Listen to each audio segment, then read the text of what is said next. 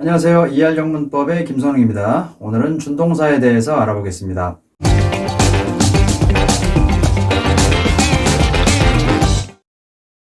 자, 준동사란 동사의 변형 형태를 말하는데요. 이러한 준동사에는 세 가지가 있습니다. 바로 부정사, 동명사, 분사. 자, 우리는 분사는 따로 할 거고요. 오늘은 부정사와 동명사에 대해서만 살펴보겠습니다. 자, 그렇다면 준동사를 쓰는 이유는 뭐냐면 모든 언어는 한 문장에 동사를 딱 하나만 쓸 수 있습니다. 그런데 문장을 쓰다 보면 동사를 하나만 써야 되는 상황이 아니라 여러 개 써야 되는 상황도 생기거든요. 그럼 그렇다고 해서 동사를 다 쓸 수는 없으니까 진짜 동사를 하나만 딱 쓰고 나머지 동사를 변형시켜 주는 거예요. 이 변형시켜 주는 형태는 크게 두 가지가 있습니다. 바로 우리가 살펴볼 부정사와 동명사인데요. 부정사의 경우 동사 앞에다 to를 붙여서 변형시켜 주고요. 동명사는 동사에 ing를 붙여서 변형을 시켜주게 됩니다. 자, 그렇다면 부정사와 동명사는 형태가 다르죠. 형태가 다르다는 것은 각자의 의미와 지향성이 다르다는 겁니다. 부정사는 미래 그리고 목적 지향적이고요. 동명사는 과거 그리고 동작 지향적이에요. 자, 이게 굉장히 중요한 겁니다. 부정사는 미래, 뭐뭐 해야 할 이런 뜻으로 해석이 되고요. 그리고 목적, 뭐뭐 하기 위하여 이런 지향성이 있어요. 반면에 동명사는 과거, 뭐뭐 했던 또는 동작, 뭐뭐 하고 있는 또는 뭐뭐 하는 이런 지향성이 강합니다. 그래서 부정사와 동명사는 성격이 좀 다르다라고 볼 수 있어요. 자, 그렇다면 준동사를 왜 써야 되는지 상황을 제가 한번 말씀드려 볼게요. 가령 이런 말을 한번 영작해 봅시다. 나는 숙제를 하기 위해서 TV 시청을 그만두었다. 자, 이것을 영어로 영작을 해볼 거예요. 영작을 하려면 먼저 단어를 찾아야 되겠죠? 자, 나는 I 숙제하다가 영어로 do my homework입니다. 그 다음에 TV 시청은 watch TV가 되죠. 그 다음에 그만두었다니까 stop 이렇게 됩니다. 그러면 I do my homework, watch TV, stop. 이거면 영작이 다 된 건가요? 이건 그냥 단어만 찾아낸 거고요. 이제 이 단어를 영어 어순에 맞게 배열해야 되기 때문에 먼저 주어를 쓰고 그 다음에 동사를 써볼 겁니다. 자, 먼저 I를 쓰고요. 그 다음에 stopped, 시제가 과거형이었기 때문에 stopped 이렇게 썼고요. 그 다음에 watch TV 그리고 do my homework 이렇게 한번 배열을 해봤어요. 자, 그랬더니 배열은 잘 됐지만 이 문장의 동사가 몇 개입니까? 그렇죠. 바로 3개나 됩니다. 바로 stopped, 그 다음에 watch, 그리고 do. 자, 동사는 서술어기 때문에 뭐뭐하다 이렇게 해석이 되죠.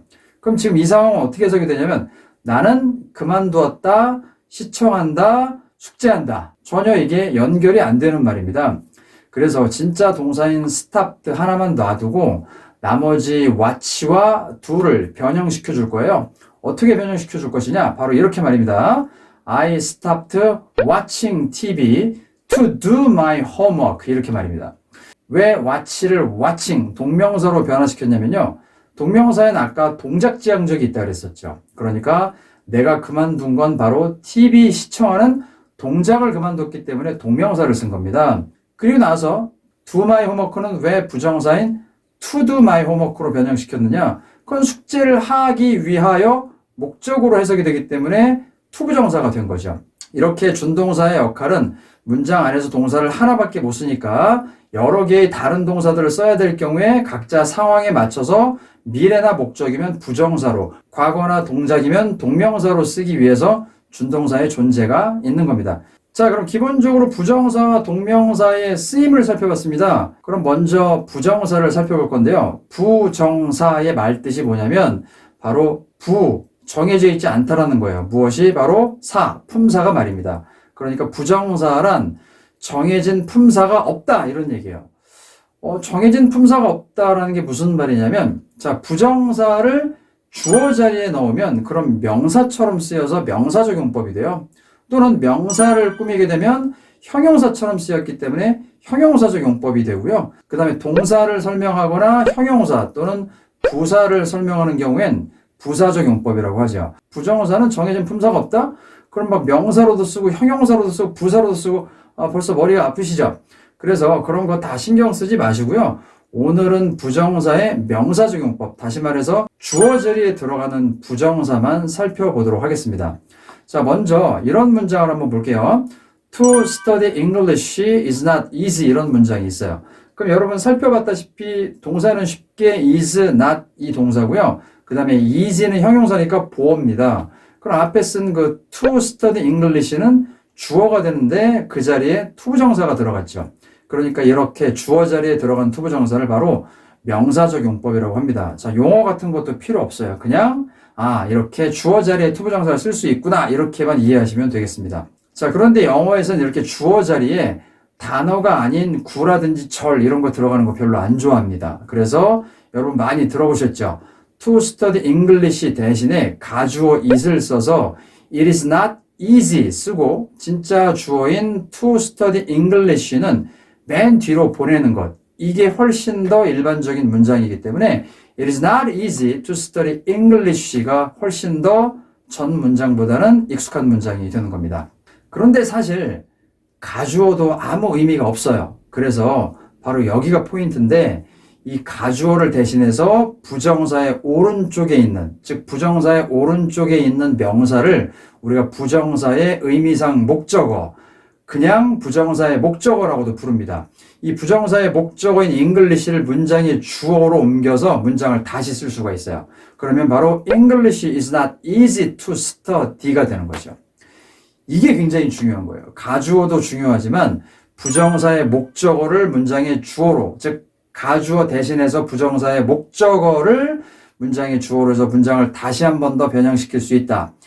이게 가장 중요한 거고요. 그래서 자, to study English is not easy. 이거는 가주어를 쓰면 it is not easy to study English가 되고요. 다시 부정사의 목적어인 English를 주어로 하면 English is not easy to study. 이렇게 세 가지의 문장이 된다는 것 기억하시고요. 제가 연습 문제 하나 드릴 테니까 이거는 잠깐 퍼즈 버튼 누르고 여러분이 한번 해보세요. 자, 한번 보겠습니다. To solve the problem is difficult. 자, 이걸 여러분이 가주어로 변형시켜 보시고 다시 부정사의 목적어를 주어로 해서 옮겨보세요. 자, 하셨나요? 어떻게 됩니까? 자, it is difficult to solve the problem. 이렇게 되고요. 이걸 다시 부정사의 목적어인 the problem을 주어로 해서 쓰면 the problem is difficult to solve가 되는 거죠. 바로 주어 자리의 부정사를 가주어로 쓸 수 있고 다시 부정사의 목적어를 주어로 쓸 수 있다. 이것만 기억하시면 됩니다. 바로 이게 부정사에서 가장 중요한 것 중에 하나거든요.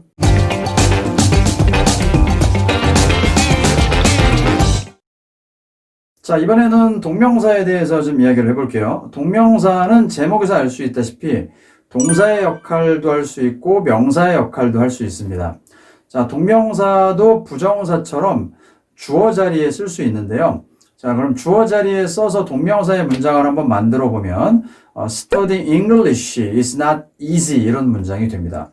자, 아까는 to study English였는데 이번에는 studying, 동명사가 됐죠. 그러면 동명사도 가주어를 쓰냐? 드물게 가주어를 쓰는 표현도 있긴 있어요. 바로 It is no use saying such a thing처럼 이렇게 가주어를 쓰고 saying such a thing처럼 동명사를 후치시킨 경우도 있긴 하지만 이런 경우는 좀 드문 경우고요. 대개의 경우 동명사는 그냥 주어 자리에 그대로 둡니다.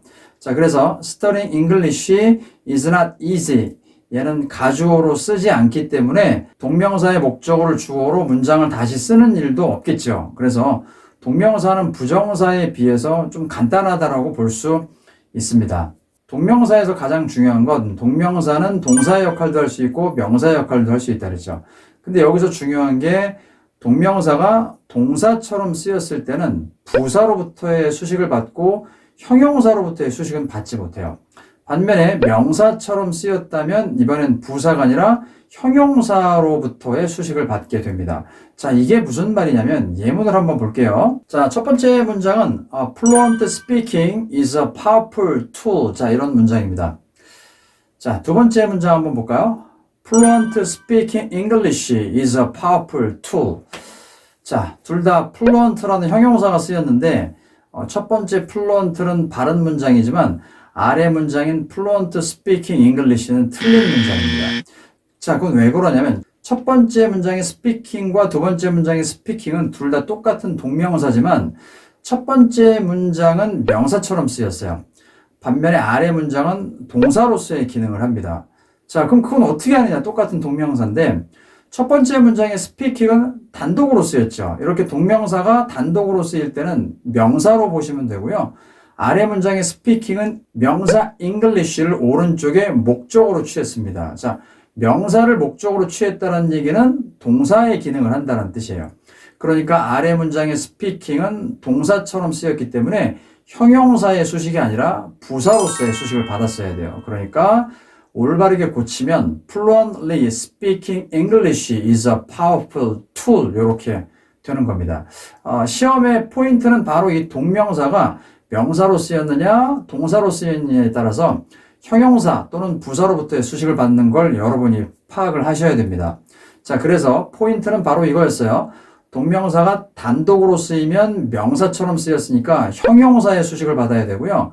동명사가 오른쪽에 명사를 목적으로 취한 경우는 동사처럼 쓰인 거니까 형용사가 아닌 부사로부터의 수식을 받아야 된다.